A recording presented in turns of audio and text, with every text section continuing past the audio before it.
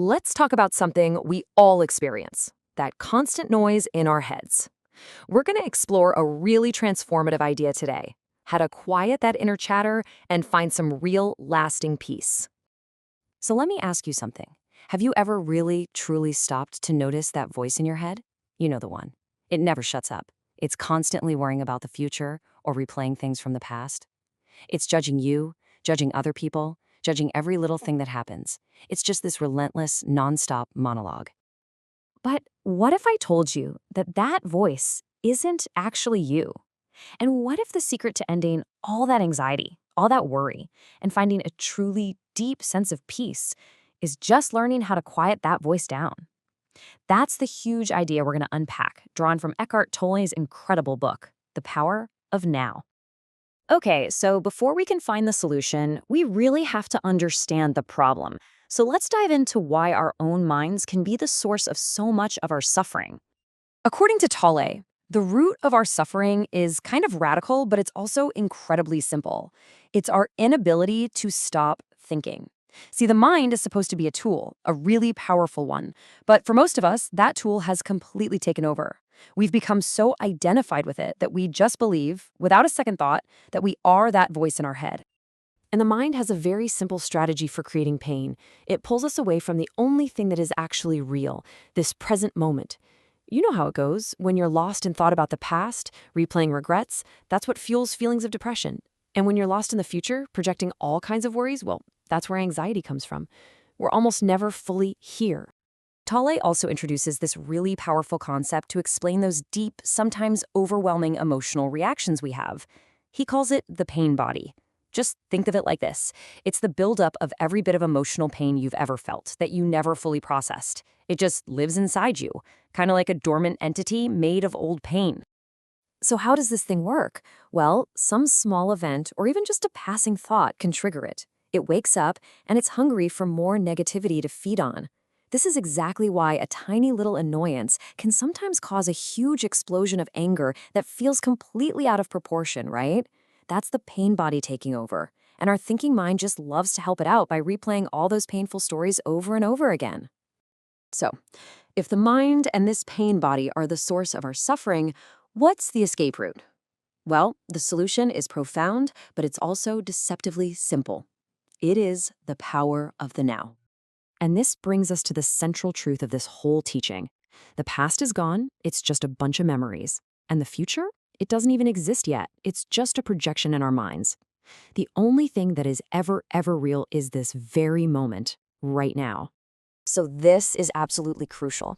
Your entire life unfolds in the now. The present moment is the only place you have any real power. It's the only place where change can happen, where you can find peace, and where your life is actually being lived. To tap into this power, Tolle teaches us to practice something he calls surrender. Now, this doesn't mean giving up or becoming a doormat, not at all. It means saying an inner yes to what already is. It's about accepting the reality of this moment, just as it is, without your mind slapping a good or bad label on it. That simple acceptance instantly frees you from the suffering your mind creates by resisting reality. Okay, so this all sounds really powerful in theory, but how do we actually apply it? How do we do it? Let's get into the practical tools you can start using to build a truly life-changing practice. Tolle offers these beautifully simple techniques to pull your awareness out of your head and into the present. We're going to explore 3 of the most effective doorways into the now. The first one is to become the watcher of the thinker. You basically just start observing the thoughts that drift through your mind, almost like you're an impartial witness. Don't judge them, don't get involved with them, just watch them come and go, like clouds passing in the sky. When you do this, something pretty profound happens. You realize, wait a minute, if I'm the one watching the thought, then I can't be the thought.